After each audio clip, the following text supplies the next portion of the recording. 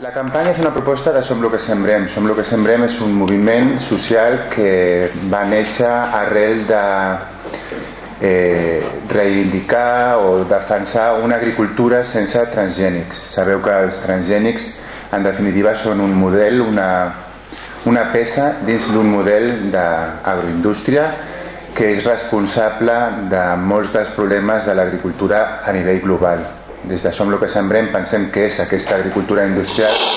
responsable de molts problemes de fam, molts problemes d'acaparament de terres, molts problemes de malbaratament també, com explicaran els companys, de menjar, però a la vegada és responsable no només de totes aquestes pobreses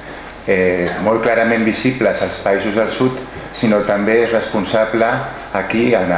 casa nostra, d'una problemàtica rural molt clara, de molt poca gent treballant al medi rural, una població activa agrària que no arriba a Catalunya al 3% i per tant, des del punt de vista econòmic, un aprimament del sector primari molt greu i corresponsable d'aquesta situació de crisi global i sostenible que tenim al planeta. El que volíem afegir amb aquesta campanya és anar un pas més enllà i és denunciar què hi ha darrere dels transgènics. Els transgènics és una tecnologia, una biotecnologia que pretén l'ús indiscriminat i exagerat d'herbicides i hem centrat la campanya en explicar i donar a conèixer l'ús del glifosato, que és l'herbicida que més es ven, que més es fabrica al planeta i que ens permetrà explicar molt bé aquest model d'agricultura industrial. El glifosato es fa servir als monocultius de soja i és, per tant, el pesticida que acaba d'alguna manera arribant a tots els consumidors i consumidores quan mengem carn que ha estat alimentada amb aquesta soja transgènica d'Argentina, Bolívia, Sud-amèrica, etc. La campanya explicarà en diverses activitats, en butlletins, en presència en diferents fires, etc. Explicarà les conseqüències de l'ús de l'herbicida glifosato. S'ha demostrat, després de 15 anys de tindre aquest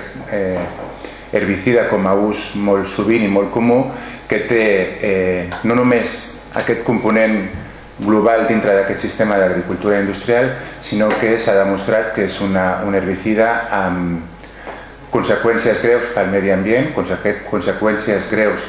per la salut i conseqüències greus també per la biodiversitat. Tot això ara ja es pot demostrar, hi ha convidats durant el temps de la campanya diferents estudiosos del tema que explicaran aquestes derivades i a més ens centrarem a Catalunya perquè els últims anàlisis demostren que el 40% dels aqüífers de Catalunya estan contaminats amb glifosat. I a partir d'aquí exigirem, i aquesta serà la segona part de la campanya, un control, una prohibició del glifosato a Catalunya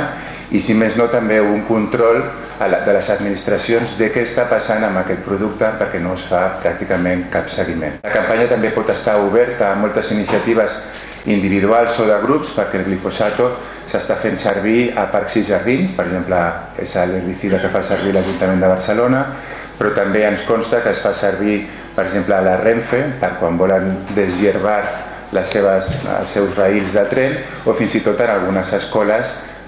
per netejar els jardins de les escoles. Per tant, pensem que pot donar molt de joc a moltes iniciatives individuals. Són les alternatives que l'agroecologia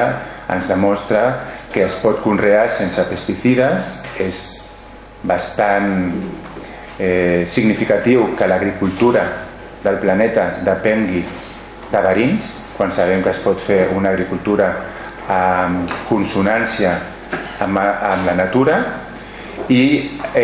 també des de l'agroecologia es poden proposar respostes diferents, per exemple a l'Ajuntament de Barcelona, i fer una agricultura amb plantes locals, autòctones, sense necessitat d'estar amb unes despeses d'aigua tan elevades i en aquest cas d'un herbicida amb les conseqüències que sabem que té.